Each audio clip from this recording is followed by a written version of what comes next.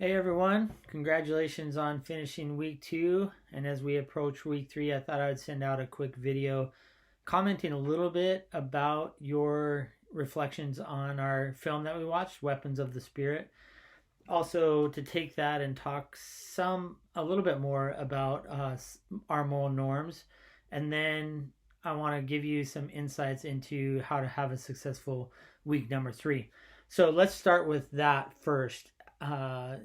To have a good week 3, here's what I think that you need to do. One, if you weren't, there was a lot of reading last week, week 2, and if you didn't get your full percentage, you can finish week two's reading this week because there's a lot less reading this week. I've kind of designed it that way in order to, one, let you catch up if you need to catch up, and then also two, to be able to begin some advanced reading for your Précis assignment. And so I've designed a little less reading for this week so that you can do one or two of those things, or you can just take a little bit of a rest if you want to. So to have a successful week, one, you can catch up on your reading from last week. And if you finish and complete your reading, then you can go back and fill out your quiz again and record 100% of your reading completed. The second thing that you need to do is you can finish your reading for this week, get 100% on your reading for this week, and write your quiz or do your quiz and write your reflection for this week on ethics from the margins. The third thing that you can do is you can start some reading on your Précis book. That's your parallel track reading, and you choose one of the 5 books to write a Précis on.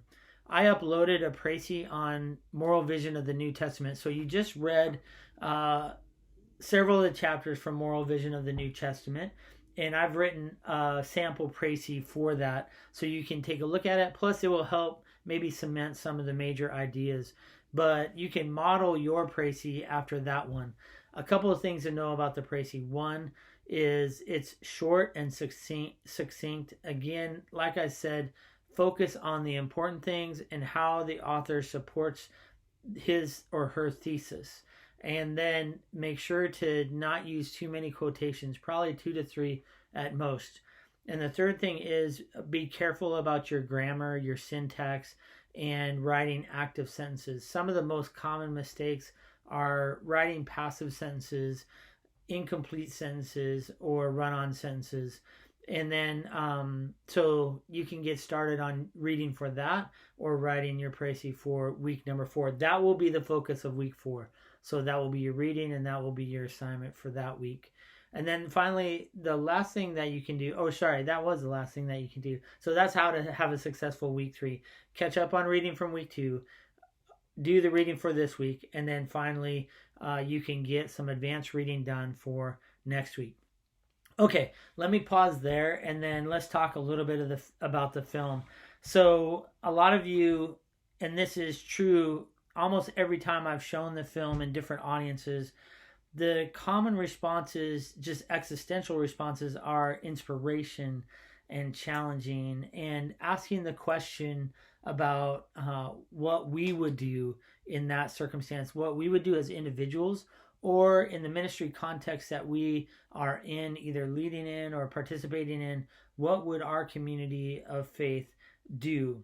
And I like what Hee-Jung asked in her reflection. Is she talked a lot about community and how is our community shaped in a way that we can make decisions like this. And this is what we want to ask ourselves really, is how do we do moral formation? Are we doing moral formation in our communities of faith if you have a leadership position? And then how do we do it in such a way that what you noticed almost everybody commented on, the main moral norm that stuck out was particular immediate judgments. That is, people are making a snap decision without much reflection about the rightness or wrongness of their action. And you saw that in some of the villagers' responses, like what's all the fuss about this idea? Or of course we just made this decision. It was the right thing to do. And it seemed like they didn't have a lot of moral reflection. But as the 45 minutes of the film goes on, you will see that there's several layers. And you caught all of these layers, but there's several layers of moral norms in there. So there are the particular immediate judgments. Those are usually judgments that are formed through our community, our families, the people who are closest to us, and we pick them up without consciously reflecting on them. We could give reasons for them, but the reasons aren't accessed, or they aren't talked about in the same way that we might appeal to a rule, say like the Great Commandment is a rule, and Matthew 25, whatever you do to the least of these is a rule or a principle. And so a particular immediate judgment can have rules and principles and basic convictions behind them, but they just come out of us right away. And we want to learn and understand, how do we shape and form ourselves and form the people that we're working with in such a way that those decisions that we make, those moral decisions and moral judgments that we make, are reflective of the way and the truth of Jesus. So almost all of you picked up on the particular immediate judgment. And then, of course, there are rules and principles anchored in the scriptures, right? Several quotations from the scriptures, from Matthew 25, from Matthew 22, the Great Commandment.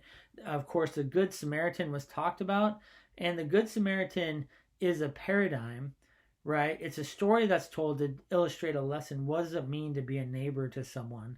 And then also it's told over and over, and I mentioned this in an earlier lecture, in such a way that it becomes a symbol. So you only have to mention the word, the Good Samaritan, and the whole story gets unfolded and the moral lessons are behind it. So it becomes a symbol.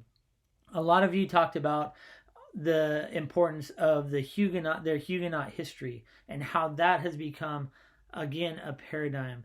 And it's interesting to compare some of the Western formation of morality, where it's focused on rules and principles, and some of the more Eastern and Southern Hemisphere's ways and indigenous people's ways of teaching morality is through stories and journeys. And so you don't get necessarily rules. You do get some principles through those stories, but they're just picked up over and over and over again, and they're told over and over again, so that you get the moral lesson and it gets ingrained in you in a different kind of way. And so some of those paradigms, some of those rules and principles are told through the Huguenot story, so that they just come out. You see, there's a little confusion, on basic convictions. A basic conviction is when you make a moral judgment and it's anchored in some kind of conviction about God, or about human nature, about how the world works.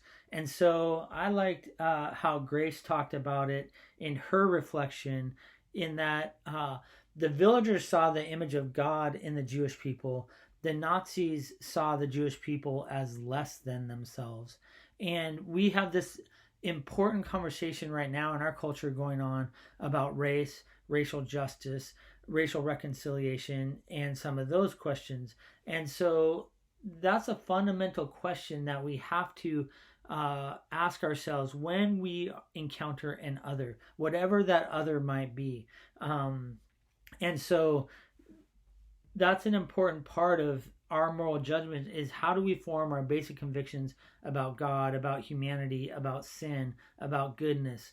And those are embedded throughout the film. So there's a lot of appeal to the basic convictions around those. And I like the quote, they were an unorganized resistance. I think another thing that stood out to me, and Brooke kind of mentioned this was a seemingly small but unimportant community, but we continue to talk about their story. And I'll come back to that at the very end in a little bit of summary. And then Matt also in his reflection talked about this wasn't an opportunity for, or a circumstance for, conversion. In other words, they just saw that what they were supposed to do in their following of Christ was to take care of their neighbor as themselves. And they even went as far as to help some of the Orthodox Jews celebrate their major holidays. So it's a really important idea. I want to reemphasize, moral norms are the reasons or the justification that we give for our moral judgments. And so that's why we're kind of looking at them, because it's really important as we kind of seek to follow in the way of Jesus and the truth of Jesus. We need to know why are we making this particular decision? Whether it's about reproductive rights, whether it's about the death penalty or capital punishment or racial justice or sexuality questions, all of those things is where are we appealing to when we're making moral judgments about some of these important topics? The last thing that I want to say is that just a couple of lessons that I keep taking away from watching this film, and I've seen it, like I said, 20 to 30 times, is just the quote, "the conspiracy of goodness." This reminds me of 1 Peter chapter 3 verses 13 through 17, where the community of faith in the Roman Empire and in the places where Peter is writing to are encouraged under the persecution that they're suffering from, that they are to continue to do good always, and they're to live honorably among the Gentiles. This conspiracy of goodness, and Paul will say it a little differently in Romans 13, where he says, overcome evil with good. And so this conspiracy of goodness that they learn from their pastors especially, but it just was embedded in their community. And then the second lesson is the minority of two, which came up. That these two pastors, Andre Trocmé and Edward Thies, were consistent in their following of Jesus. They were consistently pacifist in the urban environment that they were talking about, which eventually moved them to a different community, and they were consistent in this community in Les Chambon. They were a minority of two, being faithful, and sometimes that's what it is like. It's lonely. I like to talk about it with the people that I lead, the lonely place of leadership. You need to lead and be consistent and not be drawn into the current of what's the most popular thing to say. And then the third thing and last thing that I want to say is that there are no small callings. So these two pastors, urban environment, cosmopolitan cities, got moved out because of their pacifist views and ended up in this little village in France, and they are still having an impact today. Books are still being written about them. We're still talking about them. We're watching films about them. There was something about their faith that we can learn from, in the sense that there just are no small callings. What we're called to do is be faithful to where God has placed us and allow God to do his work in that, in our faithfulness. So yeah, it's a great film. I love it. I love to watch it every time we do this. I try to show it in different contexts, and I'm hoping that Pierre will have it out soon in a form that anybody can purchase, so you could show it all in your churches. Very gracious and grateful. He's very gracious, and I'm grateful to him for the opportunity to show it in my classes. He lets me do it for free because he wants the story to be told. There's another story that he has, and you might see it on his website, that is the other story about Europe and how they either passively or actively participated in the Nazi program.